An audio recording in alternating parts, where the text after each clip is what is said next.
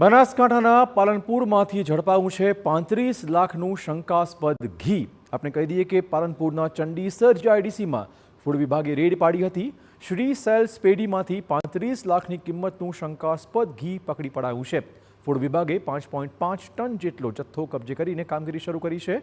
ઉલ્લેખનીય છે કે 3 મહિના પહેલા પણ શ્રી સેલ્સ પેઢીમાંથી ભેળસેળવાળું ઘી પકડી પડાયું હતું। તે સમયે 3.5 લાખથી વધુની કિંમતનું 650 કિલોગ્રામ ઘી કબજે કરાયું હતું। ત્યારે તંત્રએ ગઈકાલે આકસ્મિક રેડ પાડતા ફરી શંકાસ્પદ ઘી મળી આવ્યું છે।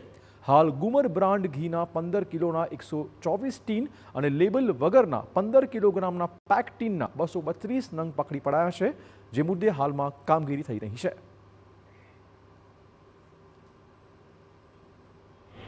શ્રી ભાવેશ ચોખાવાળા ત્યાંથી લગભગ 5.5 ટન જેટલું બનાવટી ભેળસેળવાળું ઘી કે જેની કિંમત 35 લાખ થાય છે તે જપ્ત કરવામાં આવ્યું છે। ત્યાંથી 2 ઘીના નમૂનાને ટેસ્ટિંગ માટે મોકલવામાં આવેલા છે।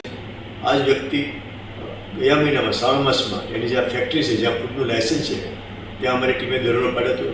ત્યારે ત્યાં પામ ઓઇલના ખાલી ડબ્બા તથા લગભગ 700 કિલોગ્રામ જેટલું 3.5 લાખનું ભેળસેળિયું ઘી મળ્યું હતું અને આ વ્યક્તિની મોડસ ઓપરેન્ડી આ ફેક્ટરીમાં ઘી બનાવીને અજ્ઞાત સ્થળે કોઈ લાયસન્સ ન હોય એવી જગ્યાએ ગોડાઉનમાં માલ શિફ્ટ કરતા હતા।